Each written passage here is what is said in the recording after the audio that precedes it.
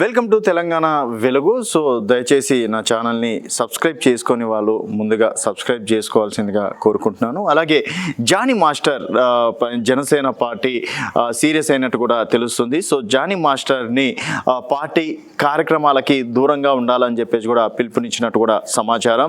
So ఇప్పటి వరకైతే party నుంచి అయితే సస్పెండ్ చేయలేదు, కాకపోతే పార్టీ కార్యక్రమాల్లో మాత్రం పాల్గొనొద్దని చెప్పేసి కూడా డైరెక్ట్గా చెప్పేయడం అనేది జరిగింది. సో జానీ మాస్టర్ ఇష్యూ పైన పవన్ కళ్యాణ్ కూడా సీరియస్గా ఉన్నట్టు కూడా తెలుస్తుంది.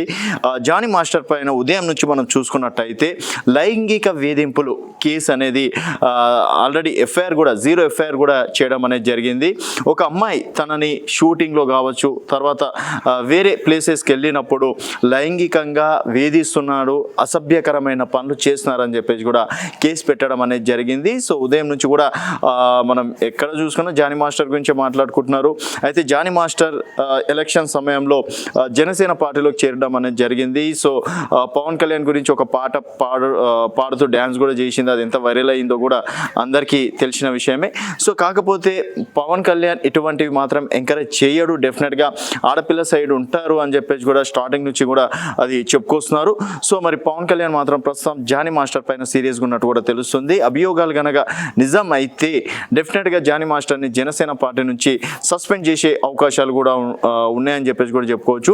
సో వివాదాలకి గత కొన్ని నెలలుగా కూడా జానీ మాస్టర్ పైన వివిధ రకాల అంటే కొందరు కొరియోగ్రాఫర్లు కూడా కొన్ని కీలక వాక్యాలు చేయడం అనేది కూడా జరిగింది.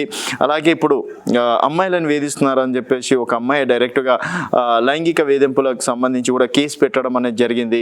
మరి జనసేన పార్టీ దీనిపైన అంటే ఇంకా ఫ్యూచర్లో ఎలాంటి నిర్ణయం తీసుకుంటుంది? ప్రస్తుతం అయితే పవన్ కళ్యాణ్ మాత్రం సీరియస్గా ఉన్నట్టు కూడా తెలుస్తుంది.